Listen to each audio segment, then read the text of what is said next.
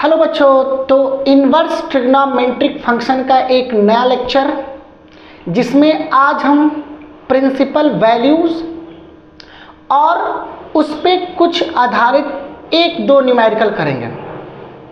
Generally इसके पिछले वाले वीडियो में हमने साइन इनवर्स एक्स और कॉस इनवर्स एक्स का प्रिंसिपल वैल्यू बता दिया है और ये भी हमने बता दिया है कि इनवर्स ट्रिग्नोमेट्रिक फंक्शन कब एक फंक्शन होती है और कब फंक्शन नहीं होता है।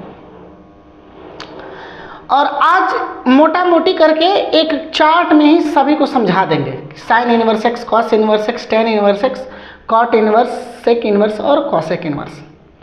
बोर्ड एग्जाम के पॉइंट से आज की जो लेक्चर है वो इंपॉर्टेंट होगी बोर्ड के एग्जाम से, और बताएंगे कि प्रिंसिपल वैल्यू मुख्य मान निकलता कैसे और कैसे निकाला जाता है।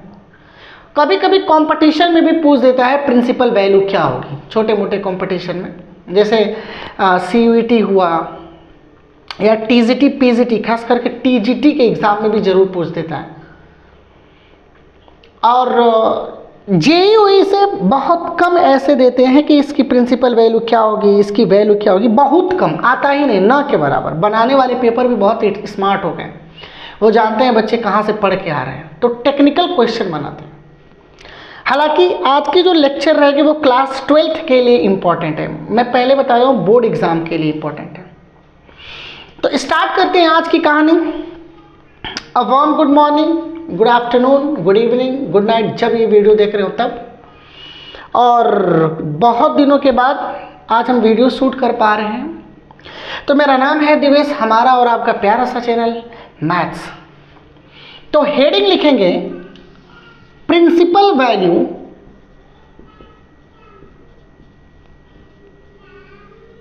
Of inverse trigonometric function. अच्छा, यहां तक तो देख रहा है ना, थोड़ा एक बार मैं देख लूं।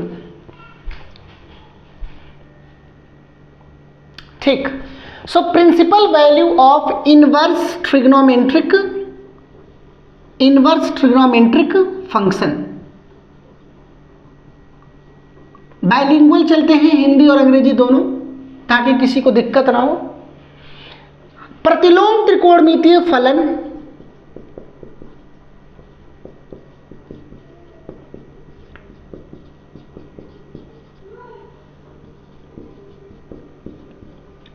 का मुख्य मान, प्रिंसिपल वैल्यू का मतलब होता है मुख्य मान। बाइलिंगुअल चल रहा है ताकि किसी को भी कोई दिक्कत ना हो, चाहे इंग्लिश में जो पढ़ रहा हो, चाहे जो हिंदी में पढ़ रहा है, उसके लिए। So principal value of inverse trigonometric function. Inverse trigonometric, थोड़ा ये अच्छा बना देते हैं क्या sir, inverse trigonometric function. Column बनाओ, एक तरफ लिखेंगे फंक्शन,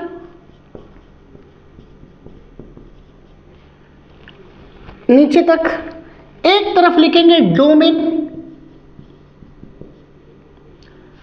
अच्छा, डोमेन मतलब क्या होता है बता चुका हूं ना कि डोमेन मतलब क्या होता है। डोमेन मतलब प्रांत होता है, रेंज मतलब परिसर होता है, कोडोमेन का मतलब सह प्रांत होती है। तो एक तरफ लिखेंगे फंक्शन, एक तरफ लिखेंगे डोमेन और एक तरफ क्या लिखेंगे, प्रिंसिपल वैल्यू।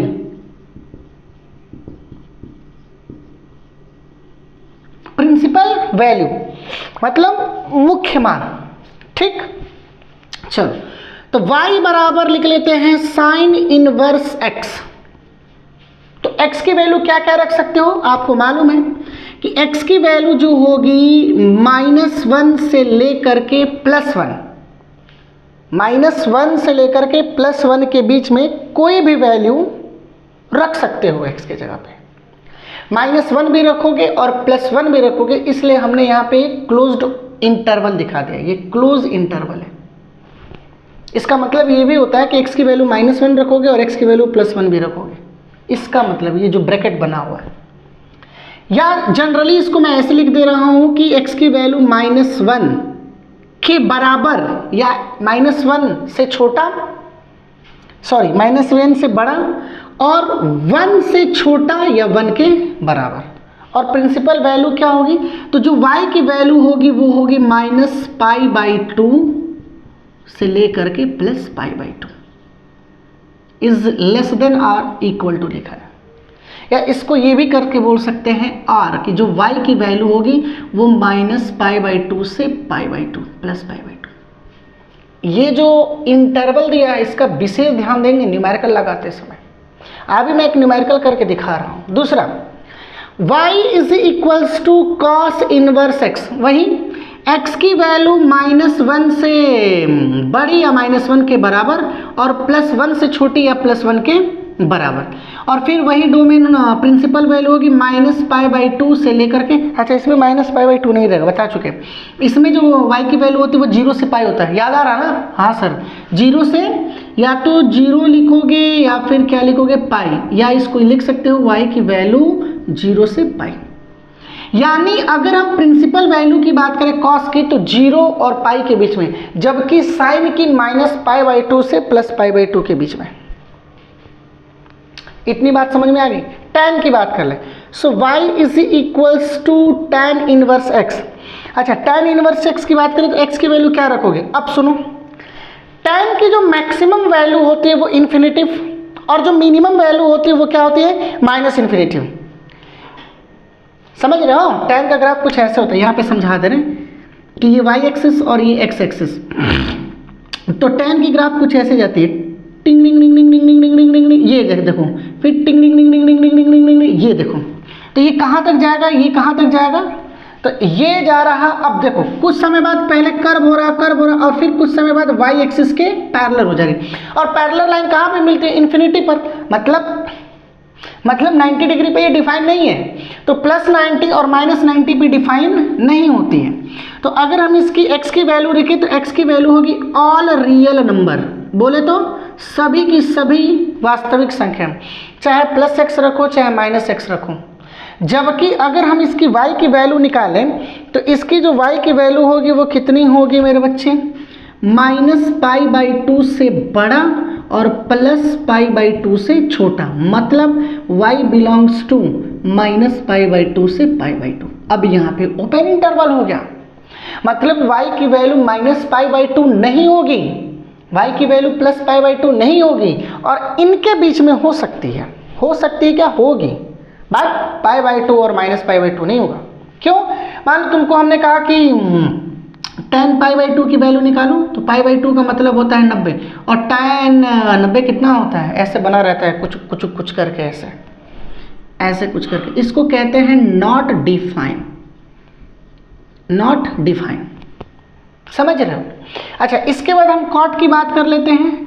तो y is equals to cot inverse x, वही होगा ऑल रियल नंबर। अरे भैया tan का उल्टा क्या होता है? सर जी tan का उल्टा तो cot होता है। और y की वैल्यू की अगर हम बात कर ले तो 0 इज लेस देन क्या? पाई। तो y की वैल्यू 0 से पाई के बीच में होगी। क्लियर हो गया? ये इसकी प्रिंसिपल वैल्यू हो जाएगी। और एक और बच रहा है, y बराबर सेक इनवर्स x। क्या होगा? तो अगर हम इसकी बात करें, अब थोड़ा सा cos की बात कर लें। y बराबर मान लेते हैं cos x हमने रख दिया, ठीक। cos 0 की वैल्यू कितनी होती है? 1, और x बराबर 90 रख दो तो cos 90 की वैल्यू कितनी हो जाएगी? 0। अब cos का उल्टा होता है sec, तो मान लो y बराबर हमने sec x रख दिया और x की जगह पर लिखोगे 90, तो 0 का उल्टा 1/0 होगा। 1/0 का मतलब इन्फिनिटी, नॉट डिफाइन। तो y की वैल्यू, अगर x की वैल्यू 90 रख दोगे सेक में, तो सेक 90 डिफाइन नहीं होता है। यानी अगर हम x की वैल्यू की बात करें तो वो ग्रेटर देन हो जाएगा किससे? 1 से, और x की वैल्यू लेस देन होगा किससे? -1 से। और इसकी जो वैल्यू आएगी 0 is less than y is less than π/2, लेकिन कभी भी y π/2 नहीं होगा। देख लो, क्योंकि 90 डिग्री पे डिफाइन नहीं है, कभी भी 90 डिग्री पर हमको वैल्यू नहीं मिलेगी सेक की। तो सेक इनवर्स x की वैल्यू 1 से बड़ा, +1 से बड़ा, या x की वैल्यू -1 से छोटा, और जो इसकी प्रिंसिपल वैल्यू होगी वो 0 is less than y, less than r equal to π/2, और ये, और लास्ट में लिख देते हैं y बराबर मेरे बच्चे हो रहा है cosec इनवर्स x। सो यही रहेगा x is greater than r equal to 1 या x is less than r equal to 1। फिर लिख लेंगे माइनस पाई बाई 2 से plus pi by 2 but minus pi by 2 से plus pi by 2 but y का मान 0 नहीं रखेंगे। क्यों?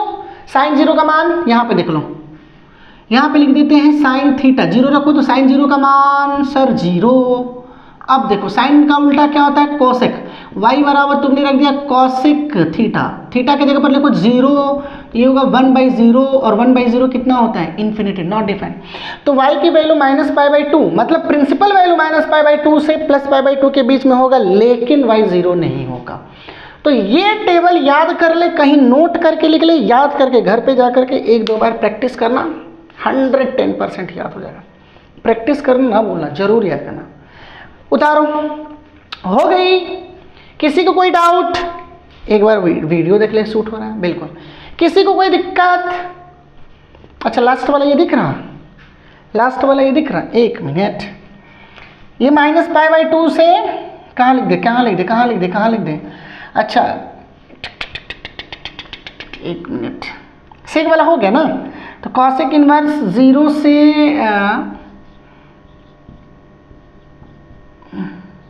किसकी बात कर रहे थे? सेक इनवर्स की। तो ये होगा पाई, लेकिन y की वैल्यू पाई बाई 2 नहीं होगी, और इसमें होगा पाई बाई 2 से लेकर के माइनस पाई बाई 2 से लेकर के प्लस बाई 2, बट y का मान 0 नहीं होगा। अब दिख रहा, अब दिख रहा।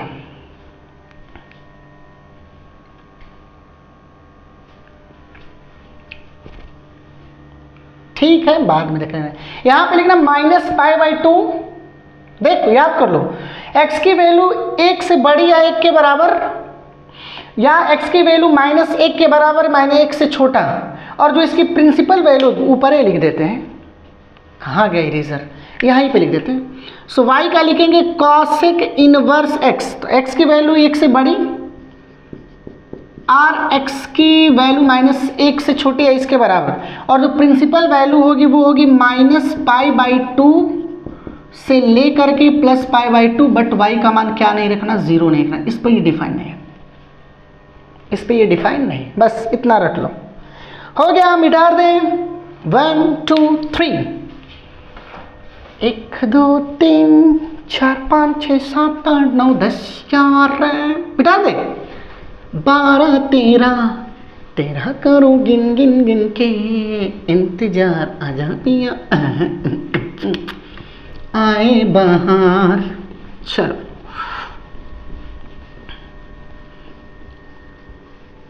एक क्वेश्चन कराते हैं। मान लो कि y का मान कह रहा फाइंड द प्रिंसिपल वैल्यू। मान लो y इज इक्वल्स टू कह रहा साइन इनवर्स 1/2। सुन लो, एक एग्जांपल लेते हैं। फॉर एग्जांपल बहुत छोटा, अब साइन की वैल्यू किसके किसके बीच में होता है? तो y की अगर हम साइन के प्रिंसिपल वैल्यू की बात करें तो y की जो वैल्यू होनी चाहिए वो माइनस पाई बाई 2 और प्लस पाई बाई 2 के बीच में होना चाहिए। अच्छा एक बात, वो साइन कितने का मान 1/2 होता है? साइन 30 की वैल्यू होती है। 30 का मतलब होता है पाई बाई, 30 का मतलब 30 को लिख सकते हैं 30 इंटू पाई बाई 180, कट गया 6 बार, यानी 30 डिग्री का मतलब होगा पाई बाई 6, यानी y बराबर हो जाएगा पाई बाई 6। थोड़ी ध्यान देखो, क्या pi by 6 minus pi by 2 plus pi by 2 के बीच में होता है? मान लो कि ये समझ में नहीं आ रहा सर कैसे पता करेंगे। अच्छा माइनस पाई, पाई का मतलब 180 होता है, 2 से भाग दोगे तो माइनस 90 और ये प्लस 90। अब ध्यान से देखो, क्या पाई बाई 6 मतलब 30 डिग्री, माइनस 90 प्लस 90 के बीच में आता है? यस सर आता है। तब इसकी जो प्रिंसिपल वैल्यू होगी वो पाई बाई 6 हो जाएगी। तब इसकी जो प्रिंसिपल वैल्यू हो जाएगी वो कितनी हो जाएगी? पाई बाई 6 होगी। समझ रहे हो मेरी बात? इसकी प्रिंसिपल वैल्यू हो जाएगी कितनी? Pi by 6। एक और दिखा देते हैं, क्वेश्चन लेकर के आया हूं। मान लो कह रहा है कि कॉस इनवर्स -1/2 और कह रहा है कि इसकी प्रिंसिपल वैल्यू, एनसीईआरटी का क्वेश्चन है, NCERT कह रहा है कि इसकी प्रिंसिपल वैल्यू कितनी होगी? प्रिंसिपल वैल्यू बता दो, पहले चेक करके बताओ कॉस कितने का मान 1/2 होता है? तो कॉस 60 की वैल्यू कितनी होती है? 1/2। बोलो हाँ या ना, बोलो। कॉस कितने की वैल्यू 1/2 होती है? cos 60 की वैल्यू 1/2 होती है, होगी। यहां पे -1/2 होता है। तो पहले देख लो कि cos किस में जुड़ा है, तो ये a होता है, s होता है, t होता है और c होता है, AST से। और यहाँ पे 90, यहाँ पे कितना होगा 180, यहाँ पे होगा 270 और यहाँ पे कितना होगा 360। देखो इस वाले सेकेंड में cos नेगेटिव होता है और थर्ड वाले में cos नेगेटिव होता है। अब ध्यान दो, ये तुम्हारी 0 डिग्री और ये तुम्हारी कितनी होगी पाई। और आपको मालूम है कि cos की जो प्रिंसिपल वैल्यू होती है, cos की जो प्रिंसिपल वैल्यू होती है वो 0 से पाई के बीच की होती है, 0 से पाई के बीच की होती है cos की प्रिंसिपल वैल्यू। तो हमको बस सेकेंड क्वाड्रेंट में ही जाना होगा, क्योंकि सेकेंड के बाद थर्ड में जाओगे तो 180 से बाहर हो जाएगा, जबकि इसकी प्रिंसिपल वैल्यू 0 से पाई के बीच में हो रही है। बोलो, cos की प्रिंसिपल वैल्यू 0 से पाई के बीच में हो रही है, यानी 0 से पाई के बीच में। और cos नेगेटिव होता है सेकेंड क्वाड्रेंट में और नेगेटिव होता है थर्ड क्वाड्रेंट में। अगर तुम थर्ड क्वाड्रेंट में जाओगे, तो मेरे बच्चे थर्ड क्वाड्रेंट में 180 के अबव हो गया, 180 के ऊपर हो गया, जबकि हमको 180 के नीचे ही तक जाना है। तो या तो हम सेकेंड क्वाड्रेंट में जाए या तो हम थर्ड क्वाड्रेंट में जाए, और थर्ड क्वाड्रेंट में हम जा नहीं सकते क्योंकि प्रिंसिपल वैल्यू 0 और पाई के बीच में होना चाहिए, जबकि थर्ड क्वाड्रेंट 180 के बाहर है, यानी हम सेकेंड क्वाड्रेंट में लाई करेंगे। तो cos कितने का मान 1/2 होता है, तो थोड़ी ध्यान दो, समझा रहे हैं। क्या हम cos को लिख सकते हैं 120? cos 120 को क्या लिखोगे? cos 120 को लिखोगे 90 + 30, और cos 90 + थीटा होता है sin थीटा, sin 30 का मान होगा 1/2, यानी 120 डिग्री की वैल्यू, 120 डिग्री की वैल्यू कितनी हो जाएगी? -1/2। अब इस 120 को रेडियन में कन्वर्ट करो तो पाई बटा के 180 करो, 0 से 0 कटा, 6 दूना के 12, 6 3 18, यानी 2π/3, और 2π/3 इनके और इनके बीच में, तो प्रिंसिपल वैल्यू 2π/3 हो जाएगा। समझ में मेरी बात है? तो ऐसे पकड़ना है, ऐसे करना होगा, ये नहीं कि कुछ भी आ जाए और मार करके चले आना, ऐसा भी नहीं। और साइन की वैल्यू तो तुमको मालूम है कि -π/2 से +π/2 के बीच में। अब cos की वैल्यू 0 से लेकर के पाई के बीच में, प्रिंसिपल वैल्यू, ये इंपॉर्टेंट है, ये वेरी वेरी वेरी इंपॉर्टेंट है। बात समझ में आ रही?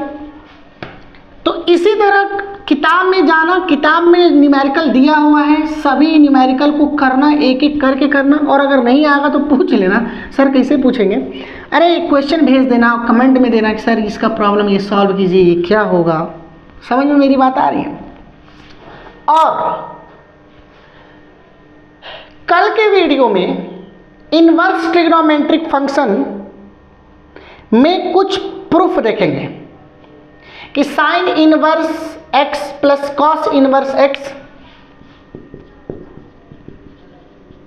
इज इक्वल्स टू π/2 होता है, tan inverse x plus cot inverse x भी π/2 होता है, sec inverse x plus cosec inverse x is equals to π/2 होता है। ये 3 मोस्ट इंपॉर्टेंट है for boards, for BOARDs, boards के लिए मैं बात कर रहा हूँ, किसी और के लिए नहीं, ये बोर्ड्स की बात कर रहा हूँ। बोर्ड्स के पॉइंट ऑफ व्यू से ये क्वेश्चन इंपॉर्टेंट है, sine inverse x plus cos inverse x is equal to π/2, और कुछ और फार्मूलेस डिराइव करेंगे इंपॉर्टेंट, कि sine inverse x plus sine inverse y is equals to sine inverse x under root में 1 - y² plus y under root में 1 - x²।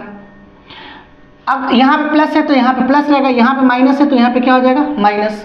जैसे तुम पढ़ते थे sine a plus b, sine a cos b plus cos a sine b, अब यहाँ पे inverse में पढ़ना है, cos inverse x plus cos inverse y, so cos inverse xy, अब प्लस है तो लिखोगे -1 - x² अंडर रूट में 1 - y²। तो इन सब चीज़ को डील किया जाएगा। कैसे न्यूमेरिकल्स इस पे आते हैं? 4 नंबर के न्यूमेरिकल फिक्स रहता है इनवर्स ट्रिग्नोमेट्री फंक्शन से, और 4 नंबर पॉकेट में हम तुमको दिला देंगे। तो आज की कहानी यहीं पे समाप्त करते हैं। बस ये एक मेन मोटिव, छोटा सा मोटिव था। प्रिंसिपल वैल्यू जो लिखा है उसको रट जाना, पढ़ाई करते रहो। तब तक के लिए ऑल द वेरी बेस्ट।